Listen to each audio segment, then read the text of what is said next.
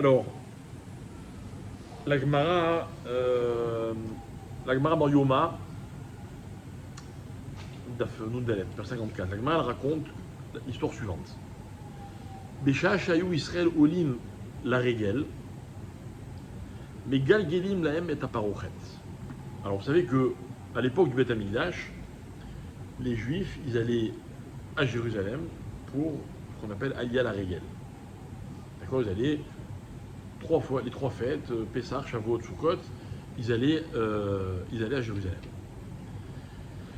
Quand, donc le jour de la fête, il y avait tous les Juifs qui étaient regroupés dans le Beth Amikdash, donc c'était des tonnes et des tonnes de Juifs. C'est pour ça qu'on dit que Jérusalem, enfin Israël, on l'appelle Eretz Hatzvi, le pays du cerf. Pourquoi? Parce que le cerf, quand on l'abat et qu'on enlève sa peau, la peau elle rétrécit et elle devient toute petite. Et en fait, la peau du cerf, elle est très très très élastique. D'accord? Israël, c'est pareil. La Gemara dit, quand ils étaient au Beth Amikdash, Omdim Tsafouf ou Mishtachavim Rachav. Debout, ils étaient très serrés, mais quand il fallait se prosterner, tout le monde arrivait à se prosterner. Comme si le Beth Amikdash était élastique. Il y avait de la place pour tout le monde. Donc la Gemara, elle dit, au moment où il y avait tous les Juifs dans le Beth Amikdash, ils ouvraient le rideau qui sépare le Kodesh du Kodesh à Kodeshim, le Saint du Saint des Saints, d'accord? Umarim lahem et akiruvim sheayu meurim zebazim. Et donc les gens, ils pouvaient apercevoir de là où ils étaient les kiruvim, les fameux chérubins, qui étaient en fait sur le Haron, là où il y avait la Torah, qui est à l'intérieur du Kodesh à Kodeshim, et ils voyaient que les kiruvim, ils étaient littéralement enlacés l'un dans l'autre.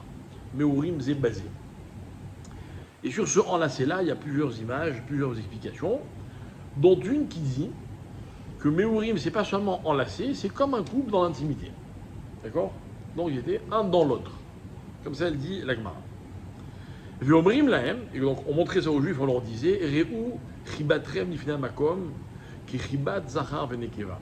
Regardez l'affection que Hachem a pour vous, comme l'affection entre un homme et sa femme. D'accord? La Gemara continue un peu plus tard et elle dit Amar Resh Lakish Besha shenichnesu nochrim la echal.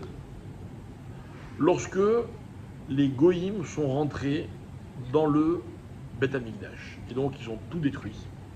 La Gemara elle raconte que c'est des Titus, je crois. Il a avec son épée, il a déchiré le rideau parochet.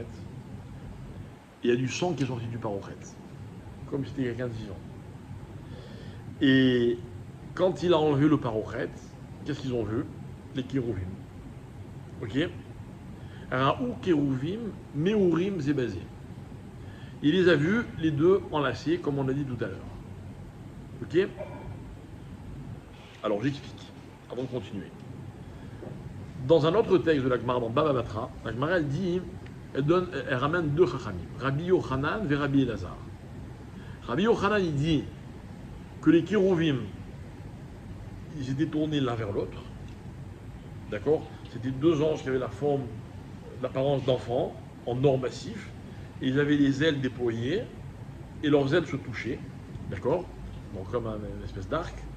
Et là, il y en a un qui dit, donc Rabbi Yochanan il dit, ils étaient tournés l'un vers l'autre.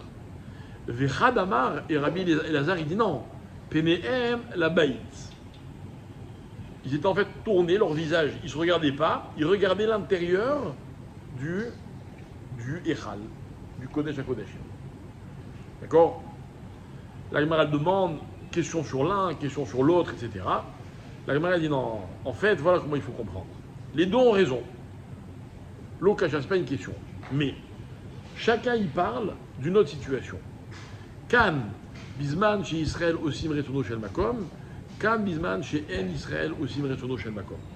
Il y en a un qui parle de ce qu'il y avait dans le Kodesh à Kodeshim quand les Juifs faisaient la volonté de Dieu, et un autre qui parle quand les Juifs ne faisaient pas la volonté de Dieu.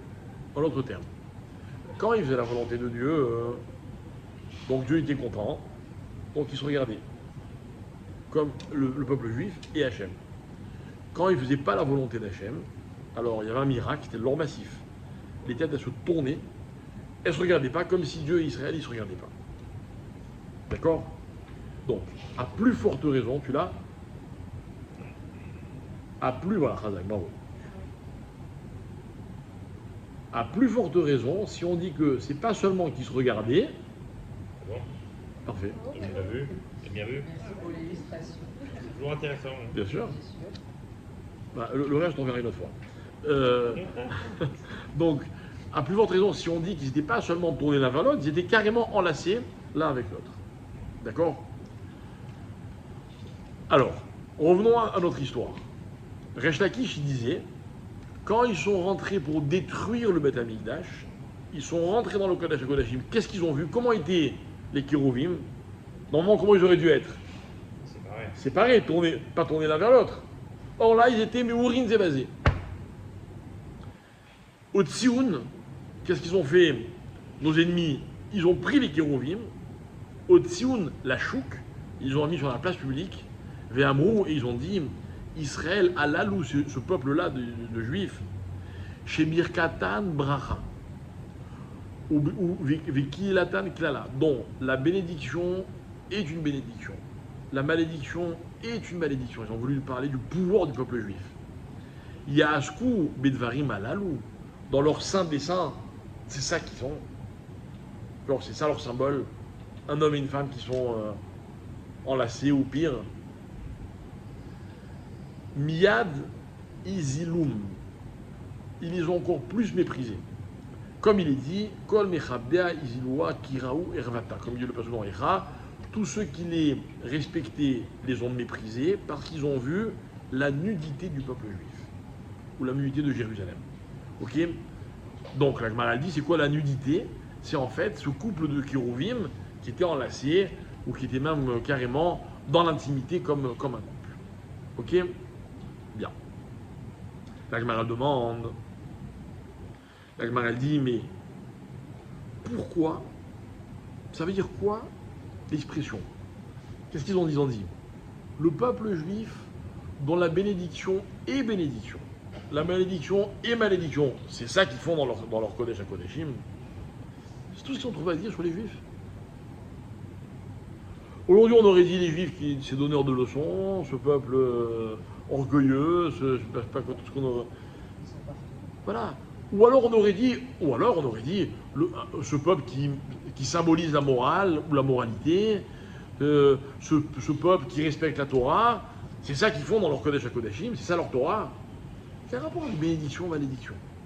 Comme si c'est ça qui était spécifique au peuple juif. D'abord, je trouve l'idée magnifique. C'est-à-dire que les nations savaient déjà que ce qu'un juif béni est béni, ce qu'un juif maudit est maudit.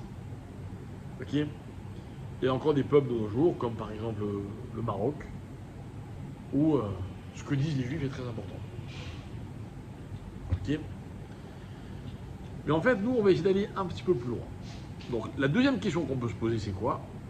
C'est, la Gemara, elle a dit, apparemment, que de l'avis de tout le monde, quand les Juifs faisaient la volonté de Dieu, les Kérouvim étaient tournés l'un vers l'autre.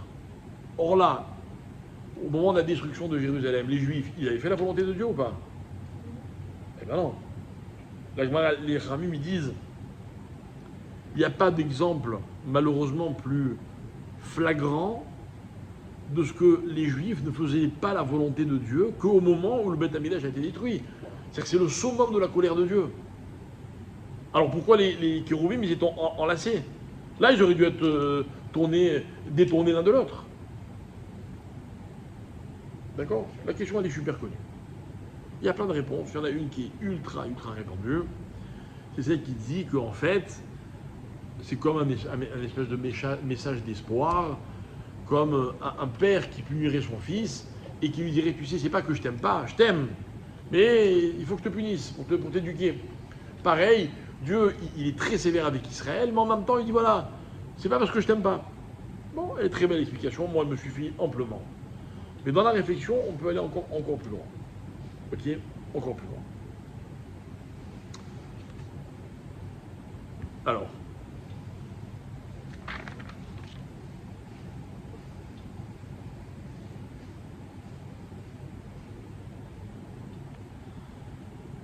on va lire dans les textes de Tisha B'Av, on va lire un très beau texte. Les textes de Tisha B'Av, en général, on les lit un peu vite. Enfin, un peu vite. Il y a des airs et tout, et ça prend beaucoup de temps.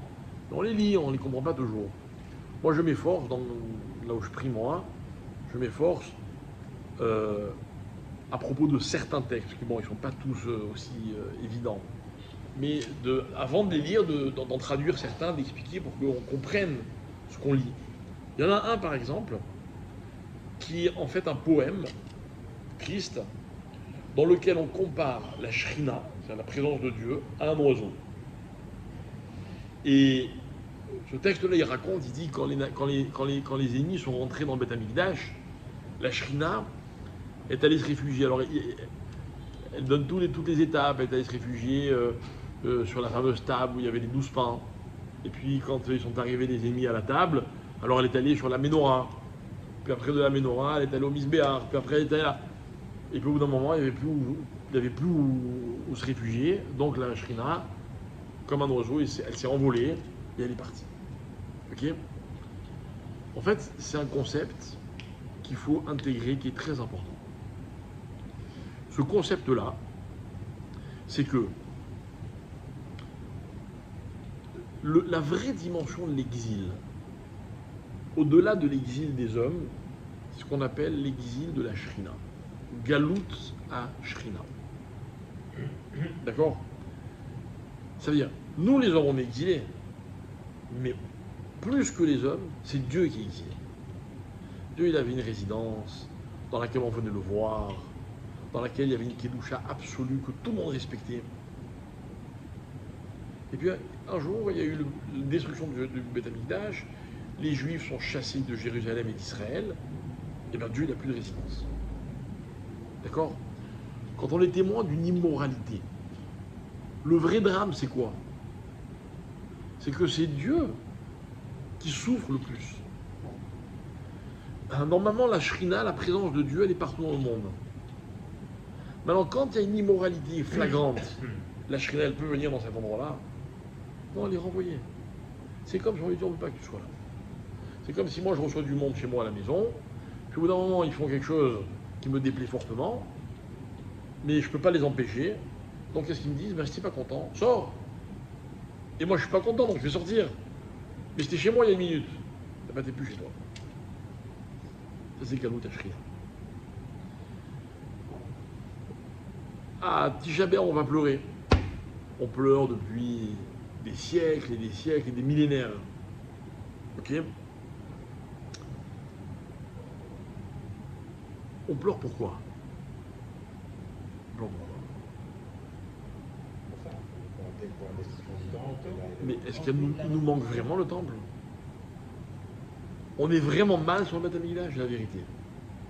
Moi, à chaque fois que je donne un cours dans lequel je parle de la venue du Mashiach, de la reconstruction du Beth Amikdash, les gens ont des questions. Par exemple, pose-moi une question. C'est normal parce qu'on sait ce qu'on va être demain, mais si demain est le Mashiach, on ne sait pas ce qui va nous arriver, donc il vaut mieux se dire... Par exemple, je vois des portables à côté de chaque participant. Ok ? Vous arrivez à vous passer vos portables ? Hein ? Toi oui ? Combien de temps d'affilée ? Combien de fois tu l'as fait ? Je sais pas, jamais. À part Shabbat. Déjà, nous on a Shabbat, c'est exceptionnel. Mais imaginons qu'on dise, vous savez, quand Mashiach va venir, il n'y aura plus de portable. Il va y avoir beaucoup moins de gens qui vont prier pour que le Mashiach vienne. Donc les gens ils vous demandent, quand il y aura le Mashiach, le monde il va continuer. Ah oui, moi quand j'étais petite, je ne comprenais pas. Ah, mais moi, je comprends. Ce qui va se Ouais, passer, j'ai un C'est très dur. Non, ça ne fait pas prier pour le Mashiach. Voilà. Ça t'angoisse quoi. Quel rapport peut-être de pleurer pendant le Tisha B'Av ? Donc je demande alors pourquoi tu pleures ? Tu en deuil de quoi ? Tu manques rien. C'est très dur de réaliser qu'on... Mais surtout aujourd'hui en 2023, grâce à Dieu, on est un peuple libre, on fait ce qu'on veut, en plus on est en Israël. Qu'est-ce qui nous manque ? Non, allez. Tu voudrais que ça change ? On ne sait pas ce qui... Ah, donc- On ne connaît pas. On n'a pas... Mais... Donc c'est-à-dire que quelque part, on n'a pas hyper envie. Enfin, tu sais quoi, on en a envie, pas au point de pleurer quoi. Pas au point de jeûner. faire jeûner tout le peuple, comme on l'a dit tout à l'heure, ne pas se laver, ne pas ceci, ne pas cela. Ah, ça va, faut pas exagérer, quoi.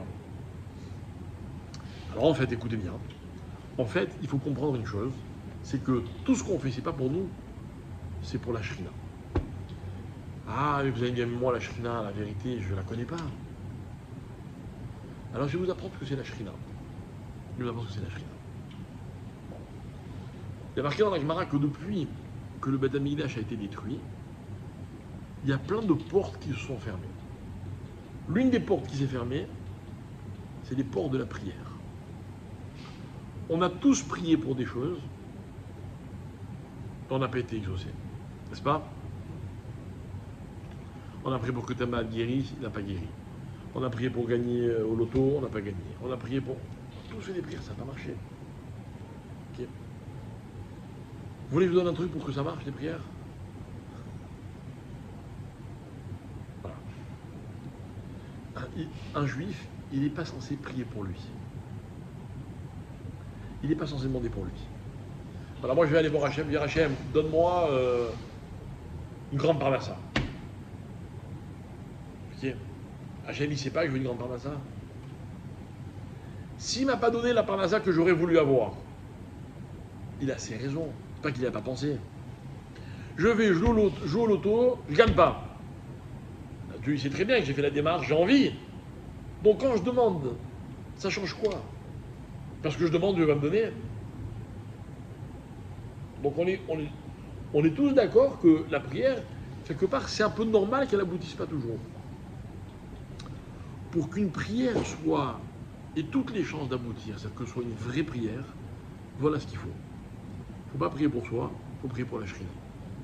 Il faut dire Hachem, c'est pas pour moi, c'est pour toi. Si tu m'exauces dans ma tefila, c'est toi qui vas gagner. Faut être cohérent. Cohérent. Quelqu'un, une personne de préserve, elle est malade. Il a dit Hachem, ma vraie tristesse, c'est de ne pas pouvoir faire les mitzvot. Donne-moi la santé pour que je puisse faire les mitzvot. Mais Hachem, il connaît, il sait ce qui se passe à l'intérieur du cœur de l'homme. Si la personne, elle est sincère, et ce qu'elle demande, ce qu'elle veut, elle ne veut que pour Akadosh Baruch Hu, que pour la Shrina. Les Haramim disent, quand on prie pour la Shrina, alors il y a toutes les chances pour que notre prière soit entendue. Alors après, Dieu, il a de calcul. Dieu, il connaît aussi l'avenir. Il y avait un homme un jour qui priait, qui venait voir son Rav tous les ans. Et tous les ans, il dit à Hachem, il dit Rav, faites-moi une méditation pour que j'ai une grande parnassa. Et le Rav, il dit pourquoi tu veux une grande parnassa? Il dit parce que si j'ai une grande parnassa, je pourrais donner plein de tzedaka, plein de machins, etc. Et le Rav, il ne voulait pas prier pour ce qu'il a. Et un jour, il a une grande parnassa quand même. Alors, et le Rav, il ne l'a pas vu cet élève pendant des années. Et un jour, il le croise. Il dit alors, vous comprenez, mes affaires, je suis occupé, etc. Il lui dit, je vais t'expliquer quelque chose. Quand tu n'avais pas une grande parnassa, tu étais une certaine personne. Cette personne que tu étais, elle pensait sincèrement que si elle avait une grande parnassa, elle pourrait faire tel et tel mitzvot. Quand Hachem, il a changé ton mazal, tu es devenu quelqu'un d'autre. Ce quelqu'un d'autre-là, lui, il ne considère pas que s'il a une grande parnassa, c'est pour servir Hachem. Et on en voit beaucoup des cas comme ça. Beaucoup. Il y avait un Rav qui m'avait raconté qu'il y avait un couple dont la femme était très malade. Et le Rav, il leur avait dit, prenez sur vous la tarat hamishpacha, la pureté familiale. Et bon, ils étaient dans une situation tellement désespérée qu'ils avaient dit, d'accord, on fait tarat hamishpacha. Alors ils avaient un problème. C'est que la femme était tellement malade qu'elle ne pouvait pas aller au mikvé. Donc étant donné qu'elle ne pouvait pas aller au mikvé, le mari ne pouvait pas la toucher. Maintenant un jour, il y a un médecin qui dit au mari, écoutez, votre femme est dans une situation désespérée. Il lui dit, votre femme, elle a besoin d'être entourée. Elle a besoin qu'on soit affectueux avec elle. Elle a besoin... Et maintenant, le médecin, lui, il ne sait pas qu'il y a des règles de Nida, etc. Et le gars, il dit au médecin, il dit, vous savez, moi, je ne peux pas toucher ma femme pour des raisons, etc. Il dit, ah, mais elle a besoin de ça pour guérir. Elle a besoin de ça. À l'époque, ils étaient allés voir le Rav Eliashiv. Le Rav Eliashiv, il avait dit, on n'a pas le droit. Mais voilà ce que tu vas faire. Tu peux prendre la main de ta femme et un petit peu la caresser pour... mais tu mets des gants. Dans l'Alaha, gants ou pas gants, normalement, ça change rien. Donc le Rav Eliashiv, il dit, le gars, il avait pris sur lui, la femme aussi, il fait comme il dit Rav Eliashiv. Et grâce à Dieu, la femme, elle a guéri, elle est arrivée à une situation de rémission totale. D'accord? Au bout de quelques mois, ils ont oublié Tarat HaMishpacha. Et malheureusement, cette femme, elle est retombée malade. Et évidemment, loin de moi l'idée de dire que ceci a entraîné cela, machin, etc. Mais ce couple-là, après les diphtérettes, malheureusement, cet homme-là, il a dit à son rave, il a dit en fait, j'ai le sentiment que quand j'ai été sincère avec Hachem, ben Hachem il est rentré dans mon jeu. Mais à la deuxième fois, il a compris que j'étais plus sincère. Il a compris que je ne fais ça que pour que ma femme guérisse. Donc j'ai compris que ça ne servait plus à rien. Dur, hein? C'est dur, mais c'est compréhensible ou pas? Très compliqué.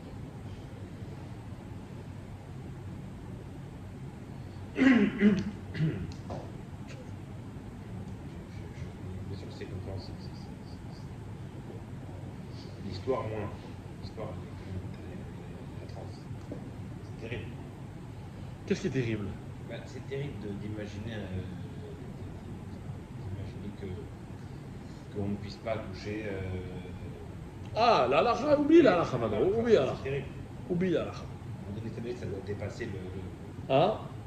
dans un état comme ça, de fatigue absolue, de maladie. Et il y a des règles encore, ça. Mais tu vois bien qu'elle a guéri. Oui, mais non, mais elle n'a pas guéri en fait. Si? Ah non, elle n'a pas guéri parce Ah, qu'elle si. est tombée malade. D'abord, voilà, guéri, c'était inespéré. Ouais, ça ne parle pas. Mais ça, c'est un autre problème, mais c'est pas ça le débat qui Voilà, m'intéresse. la alors. définition de ils ont pas respecté, alors elle est partie, c'est compliqué. Bon, une chose. C'est pas la halakha, c'est pas la halakha. Ça veut surtout dire que c'est intégré dans le projet de vie. Exactement.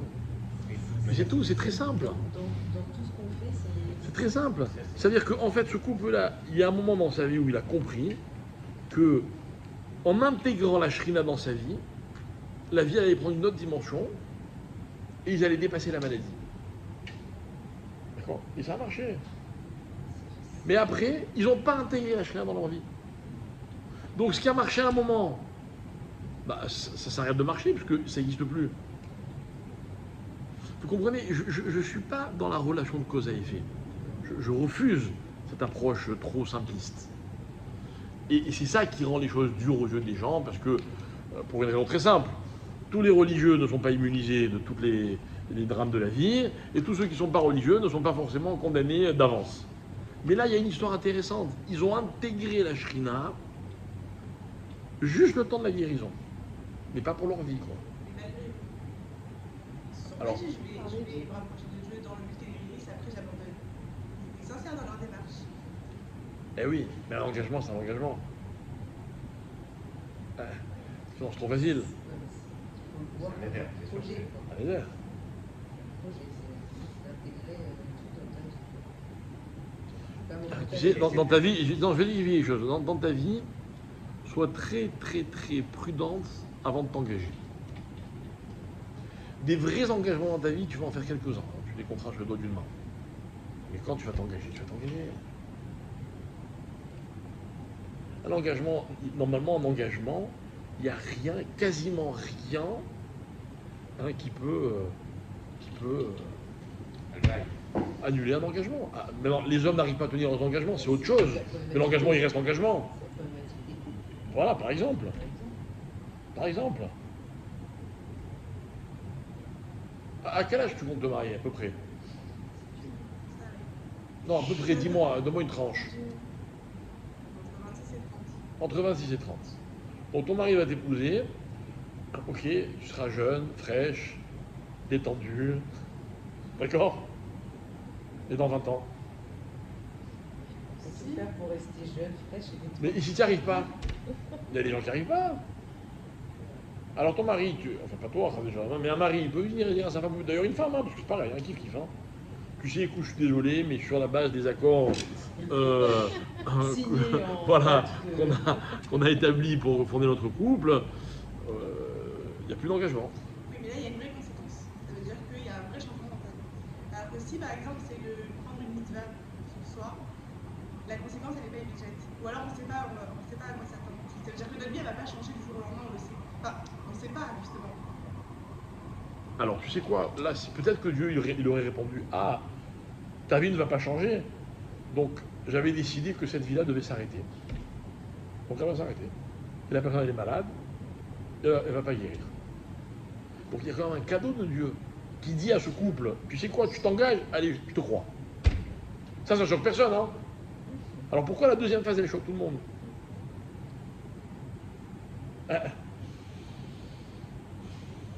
Quand je prends l'exemple du mariage, que m'a dit Sandra, parce que le mariage, c'est un vrai changement dans la vie. Et c'est un vrai engagement. C'est un vrai engagement. Et d'ailleurs, la seule chose qu'on peut reprocher à un couple qui divorce, c'est quoi? C'est qu'ils se sont engagés. Ils ont des super raisons en général. Hein. C'est-à-dire, si on parle de façon rationnelle, ils ont toutes les raisons et les arguments pour que le couple il s'arrête. Mais moi je viens, je leur dis, mais vous êtes engagés. Moi un jour j'ai eu des enfants. Il n'y avait pas de rabbin à ce moment-là, au moment de la naissance, il n'y avait pas de ketouba, il n'y avait pas de... Mais je me suis engagé. Quand j'ai vu mes enfants la première fois, je dis voilà, c'est mes enfants, je vais les assumer, je vais faire tout ce qu'un père doit faire pour ses enfants. Mais mes enfants, ils ne m'ont pas toujours donné satisfaction. Ils n'ont pas toujours été comme je voulais qu'ils soient, et ils n'ont pas toujours incarné tous les espoirs qui m'ont, moi, motivé à m'engager. Mais je me suis engagé. Quand même, je suis engagé, je dois aller jusqu'au bout. Maintenant, l'exemple des enfants, il est un peu plus compliqué parce que, malheureusement, le monde est hypocrite, et il te dit, ah non, mais un père ou une mère, il ne peut pas désengager de ses enfants. Mais si on est un peu plus honnête et franc, il peut y avoir des situations où les parents, ils aimeraient ne plus être engagés pour leurs enfants. Ils aimeraient dire à leurs enfants, maintenant, bah, débrouille-toi, tu as fait tes choix, oublie-moi. C'est pas une question d'amour. D'ailleurs, même un couple, quand il décide de se séparer, c'est pas une question d'amour. Parce que, ou bien, il y a toujours des sentiments, seulement on les met de côté, ou bien il n'y a pas de sentiments, et s'il n'y a pas de sentiments, c'est qu'il n'y en a jamais vraiment eu. Et donc, finalement, leur mariage n'était pas basé sur des sentiments. Il était basé sur l'illusion d'un sentiment. Bref, notre sujet, c'est quoi? Notre sujet, c'est la place de la shrina dans nos vies. C'est-à-dire qu'en fait, la relation qu'un juif a avec la shrina, avec l'existence d'Hachem, c'est une relation qui est unique, qui est intime. Elle est tellement intime que Hachem, il peut changer la vie de quelqu'un sur la base de cette relation-là. Ok? Je vous dis encore autre chose. Tout à l'heure, on a parlé, avant de commencer le cours, on a parlé, est-ce que le peuple juif est un peuple comme les autres, pas comme les autres, etc. C'est quoi la vraie différence qu'il y a entre nous et les autres? C'est quoi la vraie différence? On a une religion, ils ont la leur, on a nos mitzvot, ils ont les leurs. Ok, on n'est pas identiques, mais plus ou moins les mécanismes, c'est les mêmes. C'est les mêmes. C'est quoi la vraie différence? La vraie différence, elle est dans la relation qu'on a avec l'existence d'Hachem, avec la Shrina. Je vais expliquer ce que je veux dire. Quand les Arabes prient, il faut que tout le monde le sache. Moi, j'étais aujourd'hui au Mont des Oliviers, sur la tombe de mon père, c'était la veille de Rosh Chodesh. J'étais en train de prier tranquillement. Il y a eu le muezzin qui s'est déclenché. Ok, je ne m'entendais même plus penser. Donc, qu'il me laisse tranquille, qu'il fasse leur prière, qu'il me laisse faire la mienne. Non, c'est comme ça. Quand les chrétiens prient, il y a des cloches.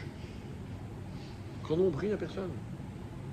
On n'a jamais réveillé les gens volontairement. Dans tous les services du monde, il y a des gens des fois qui ont des panneaux d'oreiller. On les laisse dormir. Parce que chez nous, la relation qu'on entretient avec Hachem, c'est une relation intime. Vous savez ce que c'est l'intimité? Je vais vous dire ce que c'est l'intimité. Un jour, j'ai demandé dans un cours. J'avais dit que quand un couple s'aime, c'est normal qu'ils expriment leur affection, n'est-ce pas? Mais vous avez déjà vu, moi, un rabbin embrasser sa femme en public? Je parle d'embrasser, quoi. Hein, pas... Vous avez déjà vu, vous? Pourquoi? Il y a quelque chose de mal? Mais un rabbin, il ne le fera jamais. Pourquoi? Parce qu'on va nous apprendre que la relation qu'il y a entre un homme et une femme, elle est tellement précieuse qu'elle ne peut pas être visible. Or, dès le moment où ce qui n'est pas censé être visible devient visible, on n'est plus dans la réalité de la chose. C'est un peu comme si on me jugeait sur mes apparences. Tant que tout va bien, ça me fait plaisir. Si je suis un beau gosse et que tout le monde m'admire physiquement, et qu'on dit de moi que je suis le plus beau, ça va me faire plaisir. Mais si ce n'est pas le cas, et qu'on me juge sur mon physique, ça va me déranger. Et en fait, pourquoi ça va me déranger? Parce que je ne suis pas ce que vous voyez. Ce que vous voyez, c'est rien.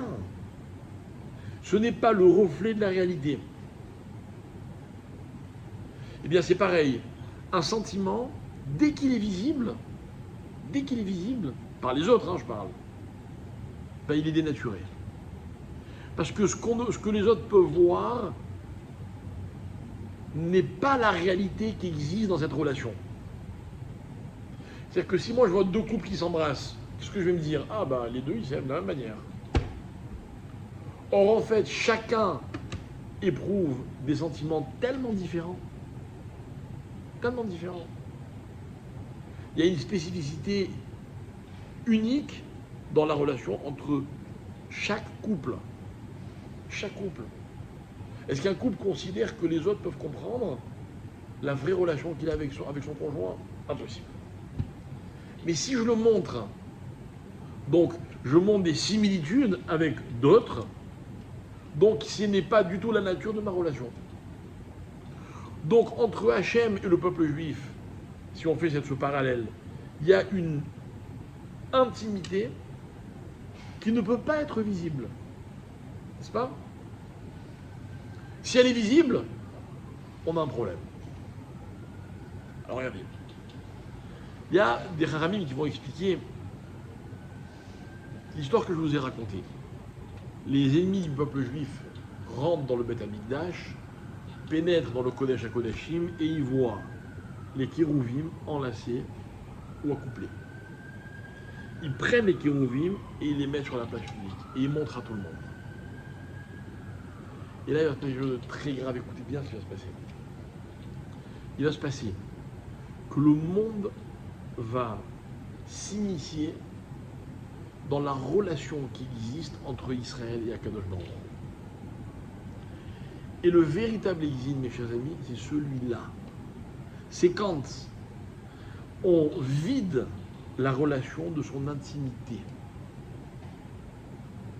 C'est comme si, par exemple, voilà, moi j'ai connu un couple, et malheureusement le mari était en prison. Il a fait plusieurs années de prison, peu importe pourquoi. Et bon, je les ai accompagnés pendant un certain temps, pour plusieurs raisons. Et j'avais une peine que je ne peux pas décrire, tellement elle était grande cette peine. Mais vous savez ce qui me faisait le plus de peine? C'est qu'il faut savoir que quand quelqu'un de préserve est incarcéré dans une prison, ok, l'autorité pénitentiaire gère sa vie de A à Z. De A à Z. Ok. Ce qui m'a fait le plus de peine, c'est quand j'ai constaté que l'autorité pénitentiaire gérait la relation du couple. J'explique. Tout le monde sait quand un détenu a droit au ce qu'on appelle le parloir conjugal. C'est-à-dire que dans les prisons, il y a des parloirs dans lesquels le prisonnier, son épouse ou son conjoint, il peut passer plusieurs heures, voire une nuit entière. D'accord? Ils sont fouillés, ils sont truqués, ils sont machins, etc. Et ils s'isolent tous les deux et ils ont droit de rentrer dans cet isoloir ou dans cette pièce que ce qui appartient aux prisonniers avant la visite. Pourquoi je vous raconte ça? J'étais allé voir ce prisonnier en prison, j'avais amené des gâteaux, je ne sais plus ce que j'avais amené, ma femme m'avait fait elle m'avait dit, si tu vas, tiens, prends ce qu'il y avait à la maison, je lui ai amené. Et le gardien de la prison, d'accord, qui contrôle ce que je lui ai amené, il lui dit, ah ben ça tombe bien. Comme tu as le parloir conjugal la semaine prochaine, et que tu n'as plus rien, parce qu'apparemment c'est très contrôlé, combien ils ont le droit d'acheter, de friandises, de gâteaux, de machins, etc. Et lui, il avait atteint son seuil avant de savoir qu'il allait avoir droit à un parloir conjugal, donc il n'avait rien à offrir à sa femme. Et donc ce que je lui ai amené, il lui dit, ben c'est bien, garde-les comme ça. Et le prisonnier m'a expliqué, il m'a dit, quand on reçoit notre conjoint et qu'on n'a rien à lui offrir, c'est une frustration terrible. Donc il était hyper reconnaissant de quelques gâteaux que je lui avais amenés. Mais moi, quand j'ai amené les gâteaux, je ne pouvais pas imaginer la dimension que ces gâteaux ils allaient avoir. Mais ce qui m'a déprimé, mais vraiment, chaque fois que je suis allé en prison, pour des prisonniers, je suis ressorti anéanti. C'est de voir comment la prison gère la relation du couple. De telle heure à telle heure, si tu es pas sage, on t'enlève le parloir, si ceci, tu ne peux pas parler à ta femme, horrible, horrible. C'est-à-dire qu'on vide en fait la relation de son intimité. C'est un cauchemar. C'est le summum de la galoute, de l'exil. L'histoire que la Gemara raconte, c'est l'histoire la plus révélatrice du drame que le peuple juif a vécu et continue de vivre. C'est que notre relation avec Dieu devient un sujet même chez les nations. Les nations disent, ah, ceux-là, là, capables de bénir et de maudire, genre, il n'y a pas plus intime avec Dieu que de pouvoir dire à Hachem, celui-là bénis-le, celui-là maudis-le. De dire à Hachem quoi faire, quoi. Vous avez vu sur quoi est basée leur relation? Regardez ce qu'ils font dans leur Kodesh HaKodeshim, dans le Saint des Saints. Lorsque les Juifs réalisent que cette image-là, on la met sur la place publique, ils comprennent ce que c'est l'exil, leur exil d'abord, et l'exil de la Shrina. Et en fait, c'est ça qu'on doit réaliser. On doit réaliser, par exemple, voilà, nous, on est censé avoir avec la terre d'Israël une relation très particulière. Or, regardez ce qui se passe. Le monde entier se mêle de cette relation. La Torah, elle est critiquée partout. C'est pas nouveau, ça. J'ai pas dit c'est nouveau. Non, c'est pas si vieux. Ça date juste de la destruction du temple. C'est aussi une histoire de laisser entrer l'interprétation de Dieu. Je suis d'accord avec vous. Mais de quoi ça vient, ça? Ça vient de ce que les relations ne sont pas suffisamment intenses et claires entre Dieu et les hommes. Parce que si c'était le cas, c'est les Juifs qui empêcheraient les autres de s'immiscer dans cette relation. On n'a pas de place. Aujourd'hui, tout à l'heure, on parlait de ça, on dit oui, est-ce que les Israéliens veulent un État juif, veulent pas un État juif? C'est quoi le débat? Le débat, c'est qu'est-ce que c'est être juif? Qu'est-ce que c'est la relation entre Israël et sa terre? Entre Israël et ses valeurs? Eh bien, c'est un débat public. Ça ne devrait pas être un débat public. Et vous avez des pays comme l'Amérique qui se mêlent en disant voilà ce qu'il faut faire en Israël, voilà ce qu'il ne faut pas faire, voilà ce qu'il faut dire, voilà ce qu'il ne faut pas dire. Vous vous rendez compte où on est? C'est ça l'exil. Le plus grand constat d'échec des Juifs, contemporains de la destruction du Beth Amikdash, ça a été de voir que leur relation avec Dieu était devenue un débat public. D'ailleurs, depuis, à quoi on assiste? On autorise les Juifs à faire la Torah, on ne les autorise pas. À cette époque, rappelez-vous, il y a l'histoire de Rabbi Akiba qui enseigne la Torah. Adam le condamne à mort à cause de ça. Vous voyez, tout ça, c'est quoi? On a tenté de dire aux Juifs ce qu'ils étaient censés faire de la Torah ou ce qu'ils n'étaient pas censés faire. Ça, c'est la véritable exil.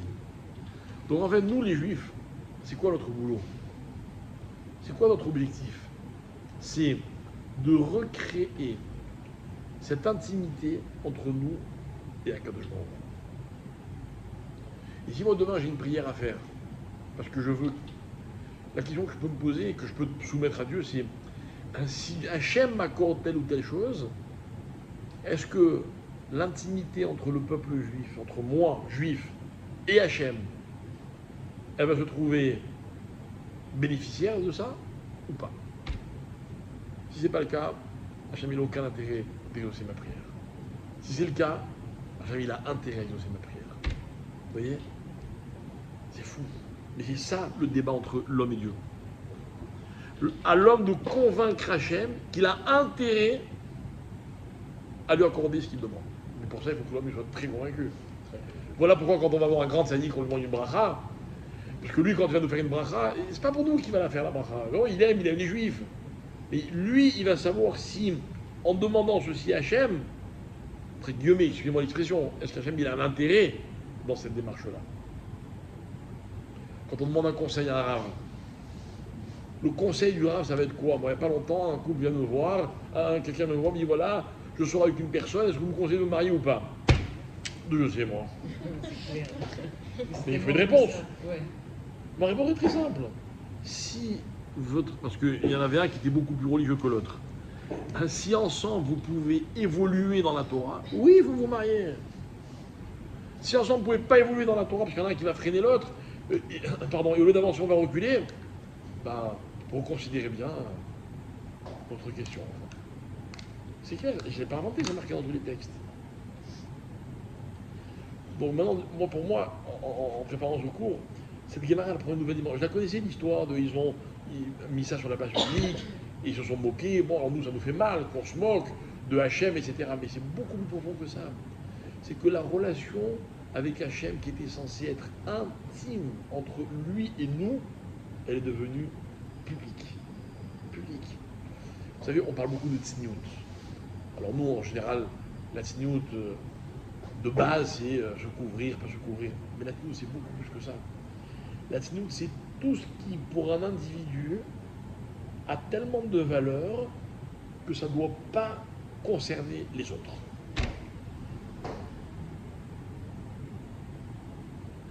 Moi, sincèrement, une des plus grandes insultes que quelqu'un pourrait me faire, c'est de venir et me critiquer sur ma relation avec mon épouse.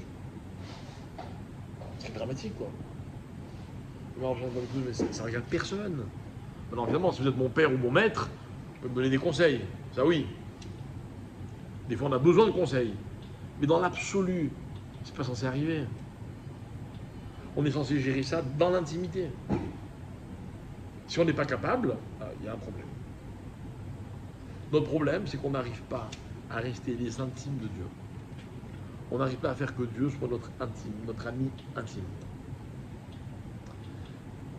Je termine avec un dernier exemple. Dernier exemple. Quand on prie, le cœur de la prière, c'est l'amida. Quand on arrive à l'amida, tout le monde prie à voix basse. Pourquoi? Parce que c'est tellement intime l'amida que même si on dit tous les mêmes mots, mais on va les dire chacun à sa façon. Je ne veux pas que vous écoutiez, vous entendiez la façon dont je dis la même prière que vous à Dieu. Parce qu'entre lui et moi, vous ne pouvez pas comprendre. Et il y a même marqué, moi j'ai fait la réflexion plusieurs fois dans ma synagogue, il y a même marqué qu'on ne doit pas regarder quelqu'un faire l'amida. Vous avez quelqu'un, il est assis devant moi, et quand il termine l'amida, il se retourne et il regarde ce qui se passe, et il me regarde. Alors je dis, je t'en supplie, fais-moi plaisir, arrête, j'arrive plus à prier. Non mais c'est pourtant, ça va, il me dit, mais je me tais, non mais je veux pas qu'on me regarde prier.